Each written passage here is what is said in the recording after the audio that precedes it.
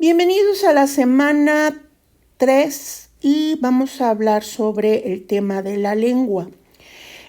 Las lenguas se expanden. Hay muchos ejemplos de expansión de lenguas, empezando con la difusión del sumerio, acadio y arameo en Mesopotamia, pasando por la del griego, el latín y el árabe en los imperios asociados con ellas, y llegando al español en América o el swahili en África. Nosotros vimos el semestre pasado que el español proviene de una combinación de varias lenguas, pero la lengua madre es el latín y la lengua madre del latín es el indoeuropeo. Entonces, salen familia de idiomas o de lenguajes y vamos a hablar un poco sobre esto. Ejemplos de expansión. Entender por qué una lengua se difunde o se contrae es un asunto complicado. No hay una fórmula que explique cómo prosperan o declinan las lenguas, porque cada caso es distinto. No sabemos a ciencia cierta por qué el arameo se difundió tanto o por qué se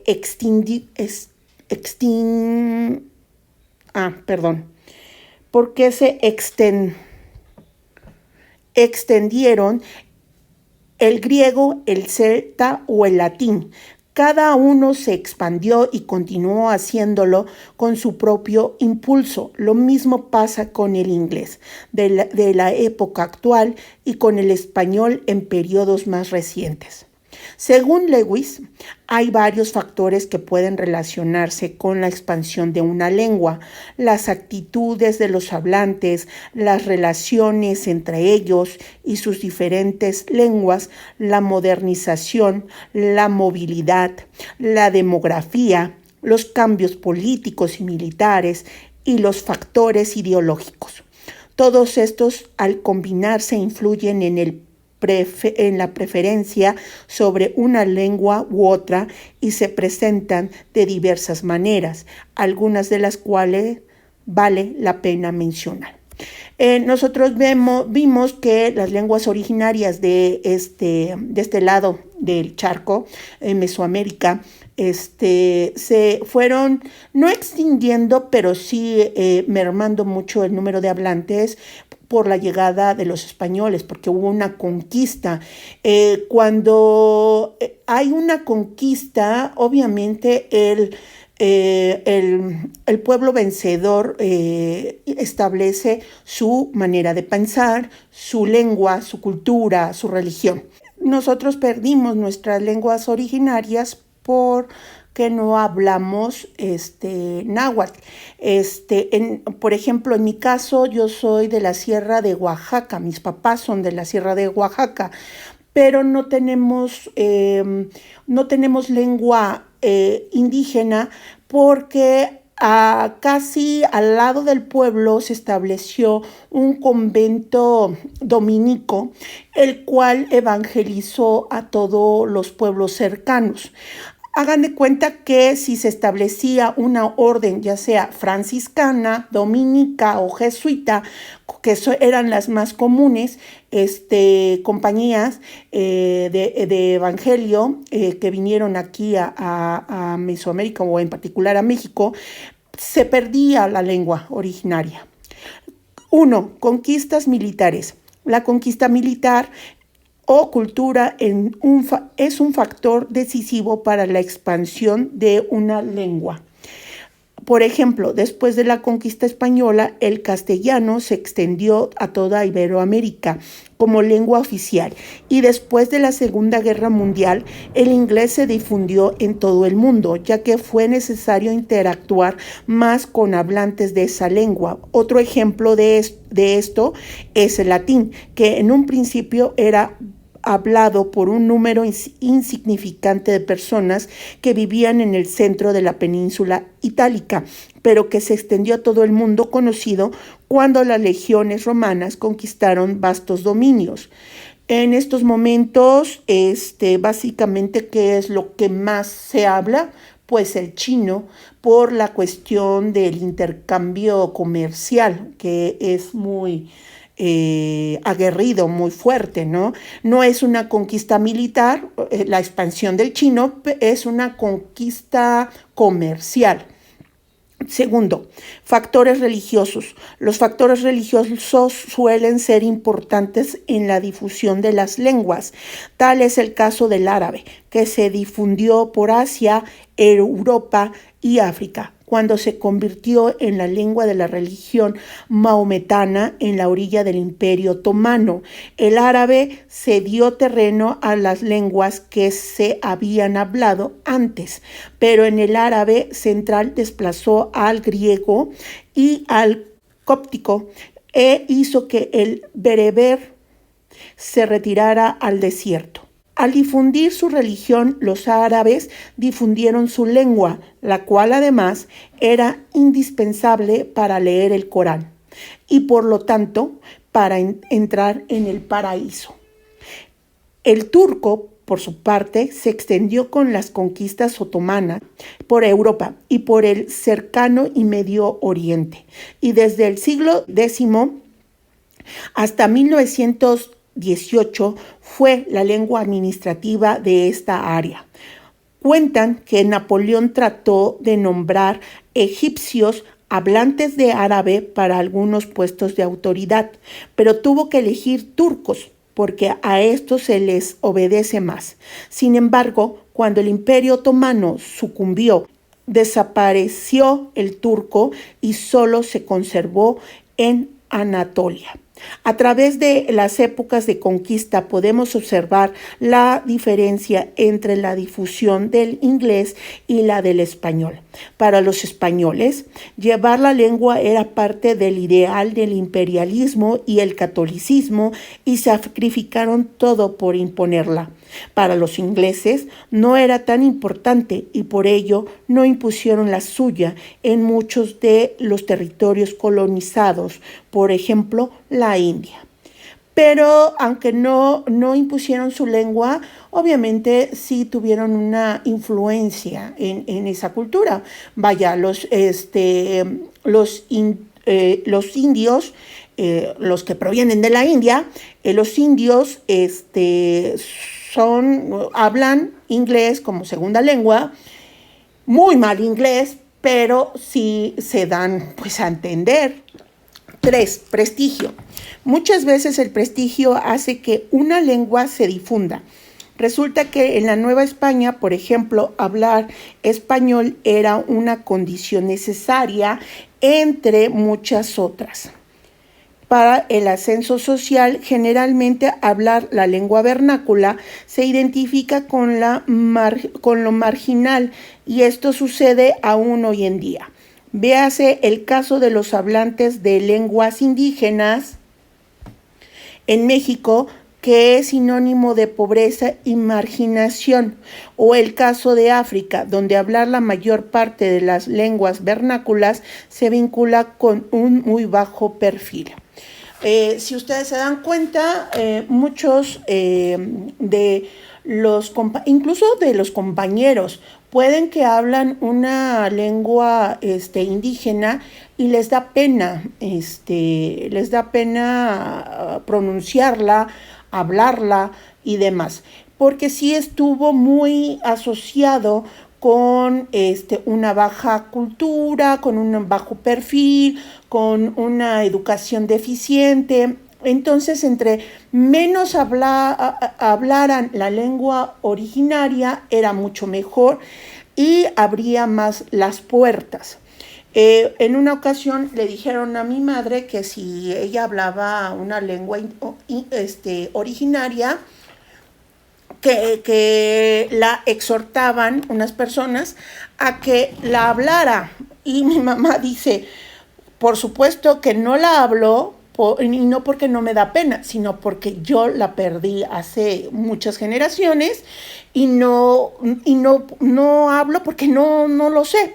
Pero sí he de confesar que en algunas ocasiones, por ejemplo, mi papá decía mucho la palabra muchito. Muchito significa niño en pues en mi pueblo, vaya. Y yo decía mucho esa palabra porque se me hace muy graciosa, simpática, alegre, una palabra muy alegre. Eh, en una ocasión mi madre me habló y me dijo, ¿sabes qué? No quiero que hables así porque te van a marginar. Y no quiero, y nosotros salimos del pueblo para que ustedes tuvieran una vida mejor. Entonces, ahí hay como lo que dice el texto, ¿no? O sea, una verdad. Pero yo pienso que ahorita estamos viviendo un tiempo en donde hablar una lengua originaria hasta es de orgullo, como que de estatus mayor. E incluso el IEMS tiene un programa en donde hay un maestro de náhuatl para enseñarles a ustedes. Desgraciadamente creo que por cuestiones burocráticas no se ha contratado maestros de náhuatl, pero sí está en los proyectos gubernamentales preservar las lenguas originarias. Actitud de los hablantes. 4. Una lengua florece cuando parece ser ventajosa para los que la aprenden y declinan cuando deja de serlo. Nos dice Yolanda Lastra y continúa. La política de un Estado puede jugar un papel importante, pero son los individuos los que dicen qué hacer. Las lenguas siempre están cambiando, pero además se modifican el atractivo que tienen para sus hablantes y el uso que estos les dan. Unas pierden hablantes al grado de que desaparecen o pierden funciones. Otras veces se extienden ganando más y más hablantes. Solo cabe decir una cosa. La lengua es algo vivo. Como un ser vivo nace, crece, se reproduce y muere. O sea, una lengua no puede seguir eternamente, no. Nosotros, por ejemplo, somos nuestro ascendente es el latín. El latín tuvo varios hijitos, ¿no? El gallego portugués, el francés, el español, el italiano, etc. Y ustedes dirán, bueno, ¿y el español tiene hijitos? Pues sí, se podría decir, pero estamos en ese proceso. ¿A qué me refiero? Si ustedes ven ahorita, o mejor dicho, ven una película con actores cubanos, con actores chilenos, con actores argentinos, hay muchas palabras que ya no les entienden y se está transformando, está evolucionando. Las evoluciones no son de una generación a otra, no, el lenguaje evoluciona muy lentamente y siempre con el intercambio de culturas. Por ejemplo, el español combinado con el inglés está dando una nueva versión que se llama el Spanglish. Y el Spanglish es una lengua que no sé cómo vaya a quedar, eso es verdad, pero se está viendo que la tendencia, e incluso yo he oído muchas canciones que hacen esta combinación de inglés y español y que pues tú más o menos sabes inglés y sabes de lo que se trata. Y por ser un país cercano a los gringos, pues aprendemos más fácil el inglés. Que ustedes dirán, ¿cómo más fácil? Sí, si ustedes se van, por ejemplo, a España, los españoles les cuesta mucho trabajo aprender el inglés. Yo tengo mi teoría que es una cuestión ideológica, porque las últimas colonias que perdió España fue por la intervención de los gringos. Y yo creo que ahí ese odio añejado hizo que lo odiaran todo lo que era norteamericano. Si ustedes oyen ¿cómo se llama? Las traducciones, por ejemplo, nosotros tendemos más a hablar inglés. Por ejemplo, el personaje de Hermione en Harry Potter, hasta nos envalentonamos y decimos Hermione. En España le dice Hermión, y yo lo he escuchado, que Hermión es la amiga de Harry Potter. Entonces, son diferentes las concepciones que tenemos sobre el lenguaje. Por ejemplo, los franceses no aprueban a la gente que no habla francés correctamente, porque para ellos su idioma es signo de cultura. En cambio, a los ingleses no les importa que la gente que habla su lengua no tenga los mismos valores que ellos y la hable o pronuncie mal. De hecho, en inglés no existe una sola pronunciación correcta. Hay varias, según la región o el tipo de hablantes en este sentido. El inglés es una lengua mucho menos localizada y se habla sin estar atada a un sistema social, político, económico, religioso, en particular, y para muestra bastan los estadounidenses. 5. Demografía. Bueno, esto de demografía y lo que es política, ustedes lo leen por su parte. La expansión del español. Según Wardau, las estimaciones de cuántas lenguas se usan en el mundo varía, aunque en general se puede decir que se hablan unas 5,000.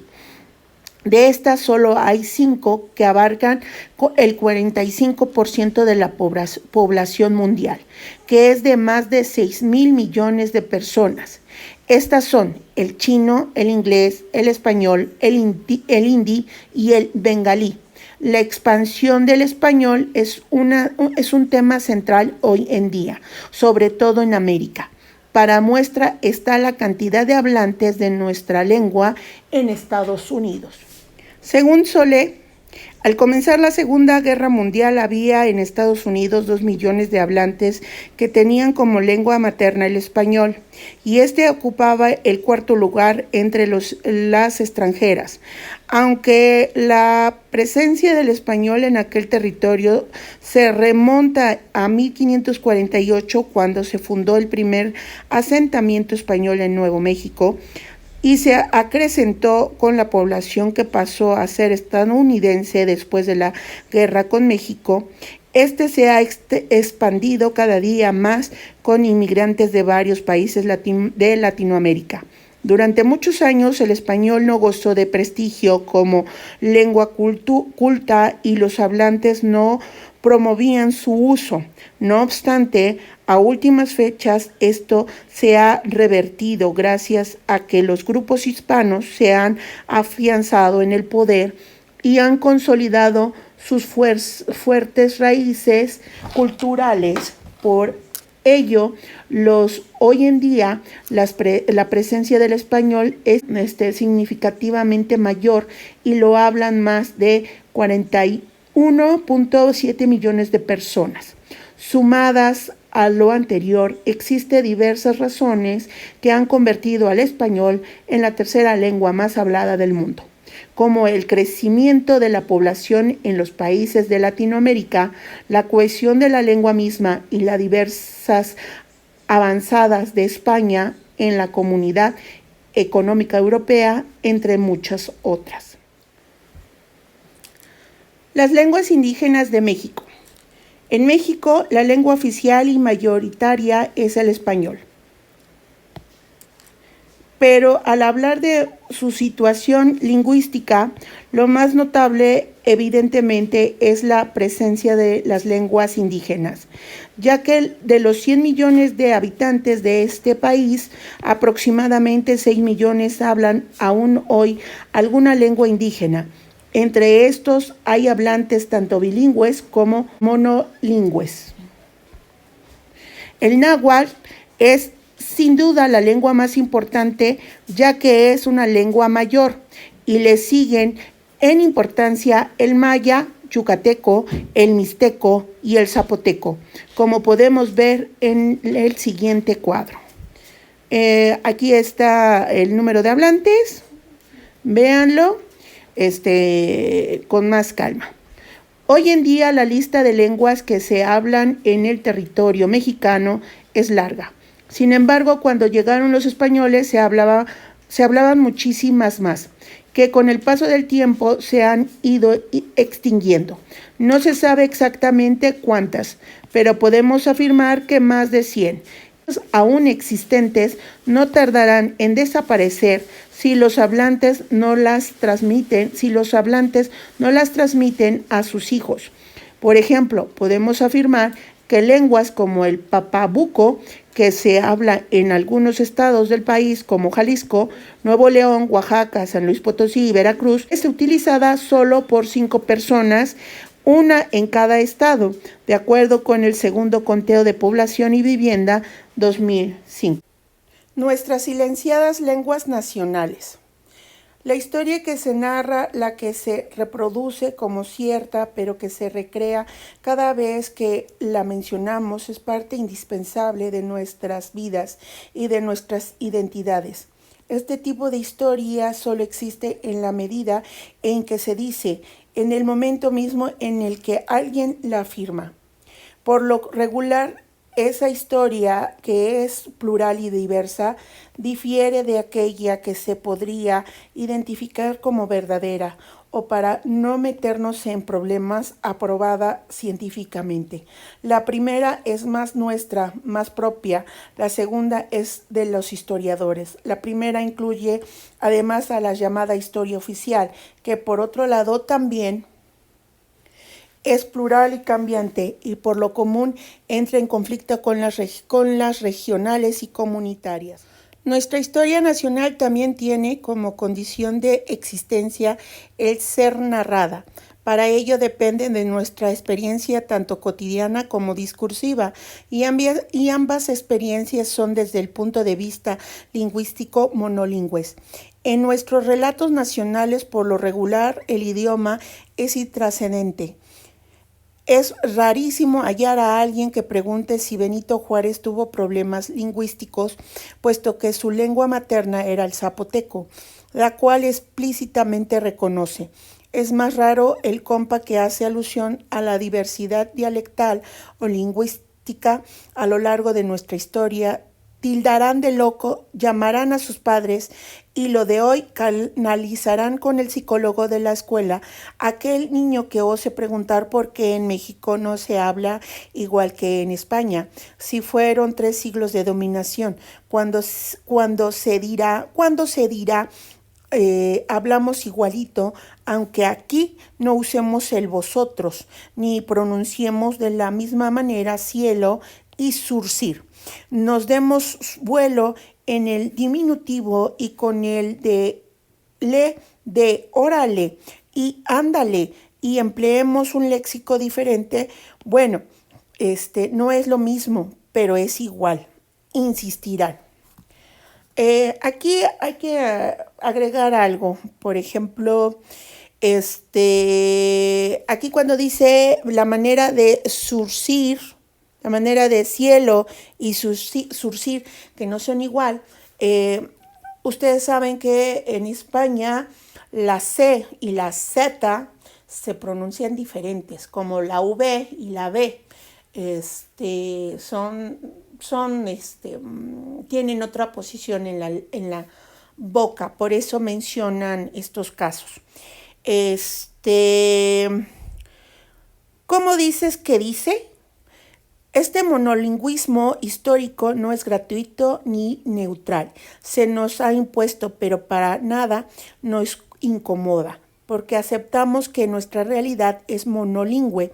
Nuestra visión del mundo nos hace ver a Colón, a pesar de ser genovés, carente de problemas lingüísticos al comunicarse con Isabel, la reina que tampoco los tuvo al dialogar con su esposo Fernando cuando ambos tenían lenguas maternas diferentes. Tampoco Cortés batalló para entenderse con nadie y cuando surgieron algunos liecitos fueron resueltos con la ayuda de la Malinche. El encuentro de Cortés con Moctezuma se representa como cualquier protocolo actual de los dos jefes de Estado y parece que Maximiliano hubiera nacido en algún barrio bravo cuya lengua dominante fuera el español, porque tampoco tuvo problemas con el idioma.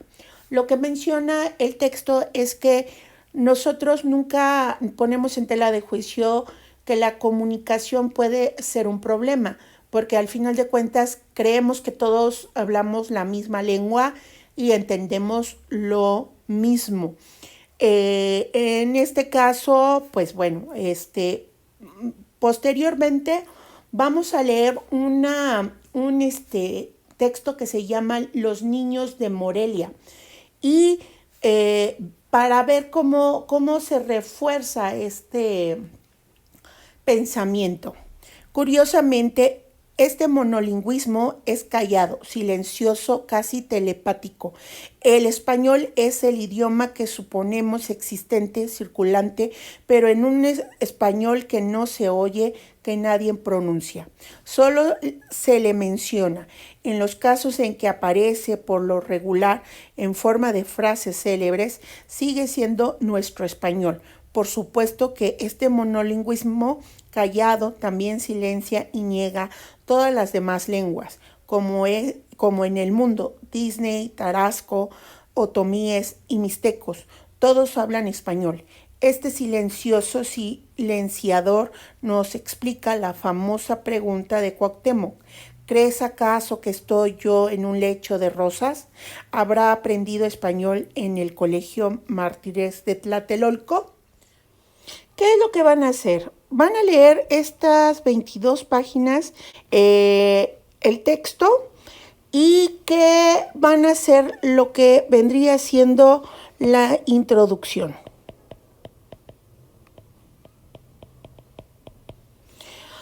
Nosotros vamos a hablar sobre las lenguas originarias. Tenemos 3 capítulos: el náhuatl, el tarahumara y el maya.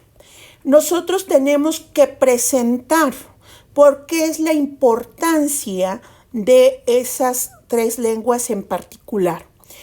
Y este texto en particular te tiene que dar la información.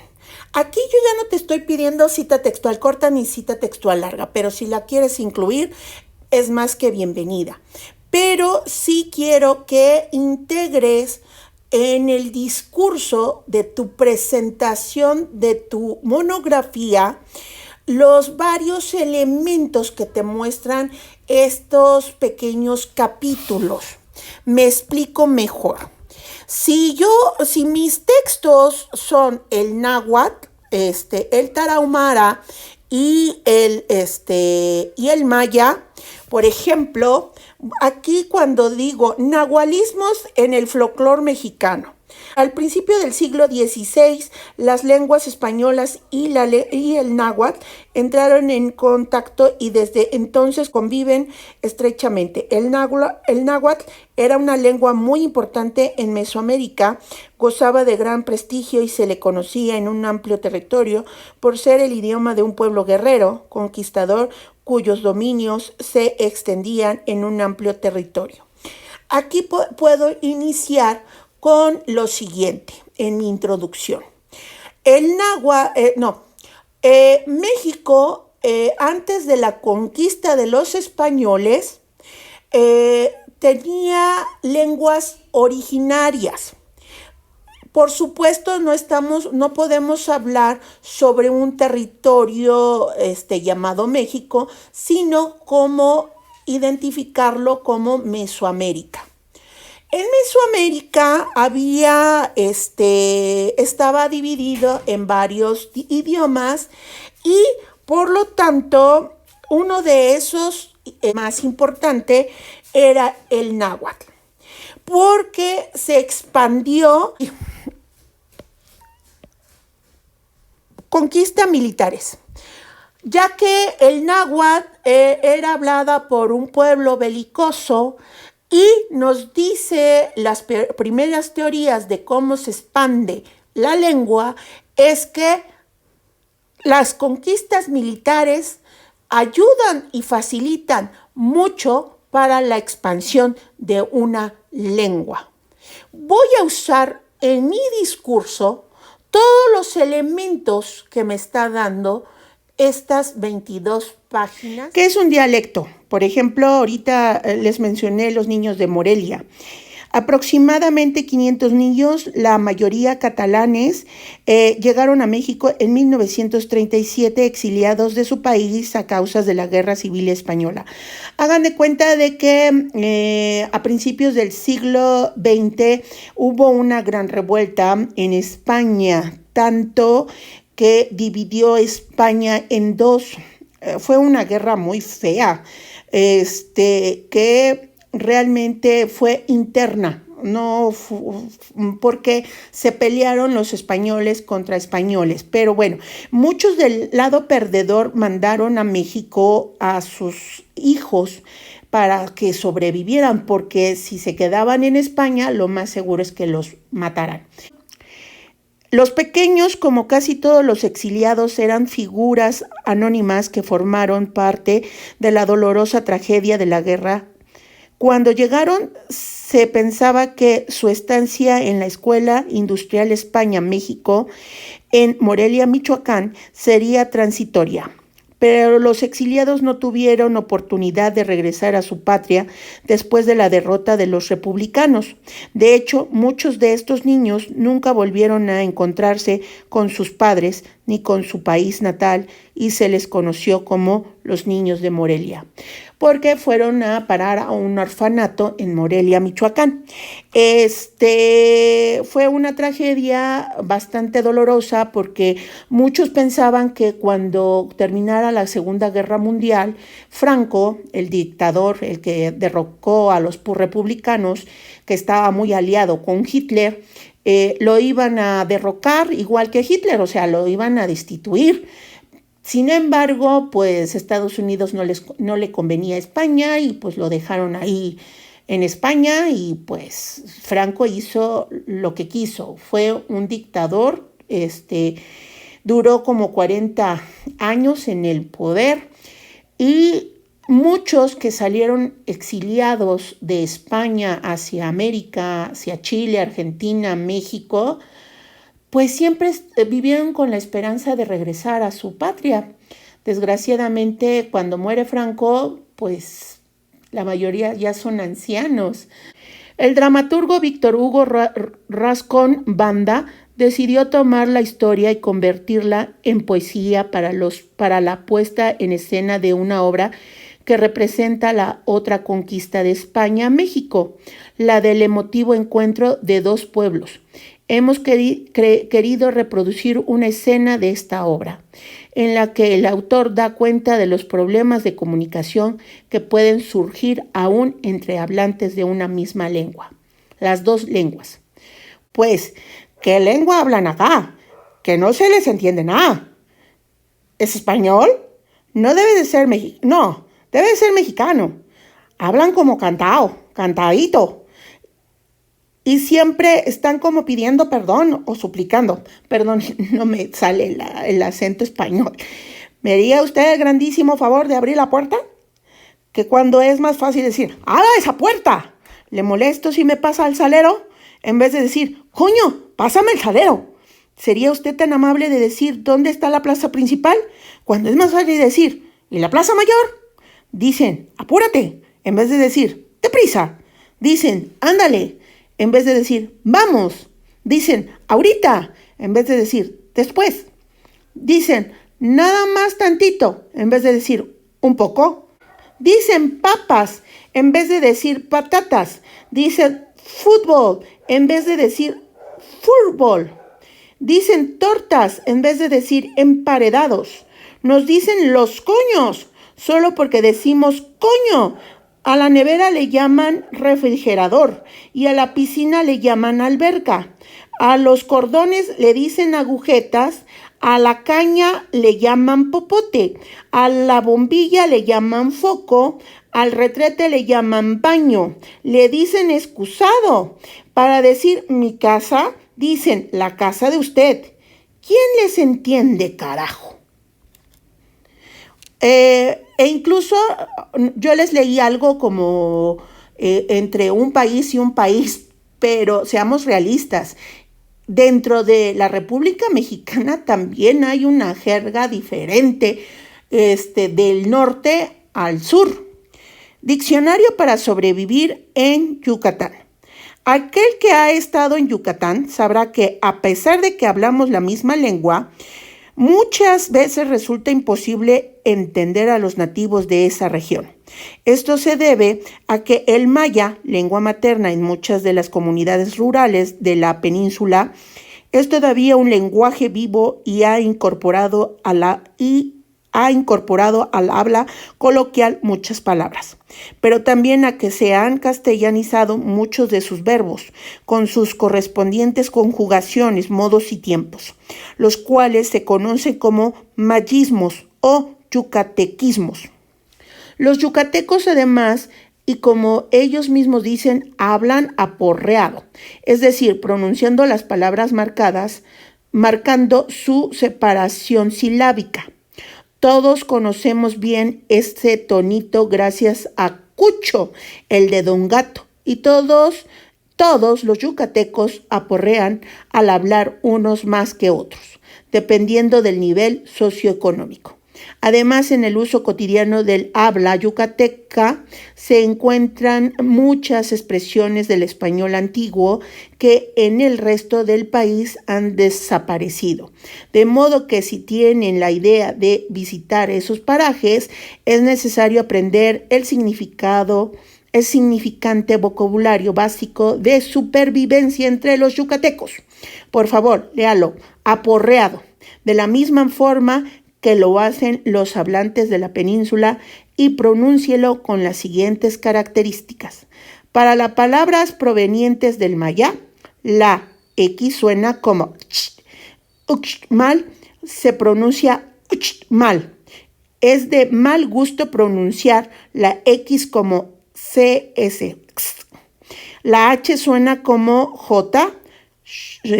Holbox se pronuncia Holbox. Para yucatequismos o habla coloquial, todas las palabras que terminan en N deben pronunciarse como si terminaran en M. Ejemplo, jamón, jabón, camión, limón, yucatán, etc. Todas las palabras que utilicen ñ deben pronunciarse como si fuera ni. Ejemplo, niño, niña. Si se aprende este vocabulario tendrá un gran éxito entre los yucatecos y evitarán confusiones como la de mi hermana Isabel, que se sentía muy halagada cada vez que alguien le decía ¡qué bonito tu pirix!, pensando que se referían a su vestido. Ahorrará corajes como los que hacía el irritable de Arturo cuando le decían oye, ven acá, y él pensaba ven acá tu cap, o como el que hizo Victoria alguna vez cuando su alumno que no llevaba plumones a la clase le dijo que iba a bajar a prestar. Por eso, para que esté usted preparado, le enlistamos aquí los términos y expresiones más frecuentemente lo pueda sacar de balance. Achocar, acomodar pretujadamente, amontonar. Vamos a ver. Aquí lo que a mí me gusta mucho es esta. Chichi. Mi chichi es o fue muy linda, una gran señora. aquí se puede hacer un juego de palabras. Por ejemplo, mi hermano es de piel bochita y es muy purux. Tiene un pírix muy redondito y es no sé, está por Chop Calle o Calle Cerrada, ¿no? Mi hermano es de negro y gordito y su culo es muy redondito, o sea, Pírix es culo. No estoy diciendo una mala palabra, pero pues es lo que me refiero. Esto es un dialecto, no estamos hablando de una lengua. Es el español que se está combinando con el yucateco y por lo tanto está formando otra forma de expresarse. No se puede decir que se está convirtiendo en otra lengua, no. ¿Por qué? Porque para convertirse en otra lengua, ya le dije, tiene que tener fonética independiente, tiene que tener lingüística, tiene que tener gramática, tiene que tener fonología. Todo eso conlleva una serie de factores. Esto es dialecto. La lengua son las cosas que la lengua es otra cosa. Por eso es importante que lo aclaren en su trabajo. Es muy importante porque muchos hablan de dialecto cuando se está hablando de lenguaje o de idioma. Entonces, con todo esto van a hacer una introducción, van a presentar su trabajo de las lenguas originarias, con toda esta información lo van a presentar, qué es lo que van a hacer. Después van a introducir hacia una siguiente parte, que es un mapa de la República Mexicana y dónde están ubicados los diferentes zonas en donde se habla el náhuatl, el tarahumara y el maya. Después van a poner capítulos. Ojo, los capítulos, el 1, vamos a ponerle tarahumara. Y el capítulo 2, le vamos a poner náhuatl, para ir como en un orden, porque primero es el tarahumara en la zona norte, el náhuatl que es en la zona centro y el maya en la zona sur. Por eso lo pongo así. El capítulo, es capítulo, no es capítulos.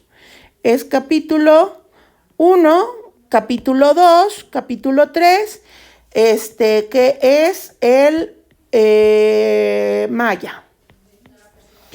Aparte de esto que ya ustedes lo hicieron, estos tres, estos tres parafraseados, ya lo hicieron, van a investigar un cuento bilingüe.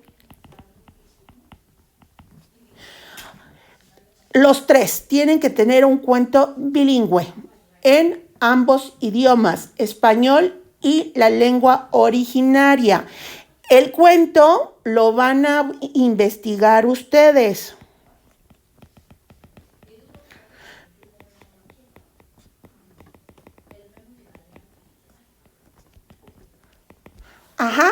Ustedes lo van a investigar y ustedes lo van a anexar cuando me lo entreguen, el trabajo. Esto es un borrador. Ustedes nada más están preparando para la presentación final. No es necesario que lo copien tanto en el idioma original como en el idioma traducido al español. No, con que tengan una foto o que lo impriman o que lo tengan, vaya, es más que suficiente. ¿Por qué? Porque esto es un borrador. todavía no estamos preparados como para pasar al siguiente paso, que es la entrega final del trabajo. Pero sí quiero que tengan todos los elementos ya para nada más conformarlo y entregarlo. Cuando ya tengo toda esta información, lo único que me falta es la conclusión. La introducción son, pues yo le echaría de 2 a 3 páginas. La conclusión, 1 página. ¿Qué es la conclusión? La conclusión es básicamente qué es lo que te dejó el trabajo y por qué es necesario que haya más investigación sobre el tema, posibles trabajos que puedan abarcar ese tema. También es como si la despedida o un resumen de las ideas más fundamentales o más importantes conclusiones que ustedes hayan formulado durante todo su trabajo. Ojo, la monografía es descriptiva, el ensayo es argumentativa. ¿A qué me refiero? Cuando ustedes hagan una monografía, no se espera que argumenten, que digan, no, es importante que las lenguas originarias sean valoradas porque si no, si se pierde una, se pierde identidad. No, eso no nos interesa. Nos interesa que el náhuatl es una de las primeras lenguas más importantes de Mesoamérica, que fue una lengua franca, que los españoles la usaron como medio de conquista. Eso es lo que nos importa. Si ustedes se están dando cuenta, es descriptiva, no argumentativa. Ajá, eso es importante. ¿Y qué es lo que me van a entregar para esta semana? Fácil. Me van a entregar la introducción, el mapa, los cuentos y la conclusión de su trabajo. Sigo diciendo, pueden pedir una asesoría y con mucho gusto se las doy. Buenas noches.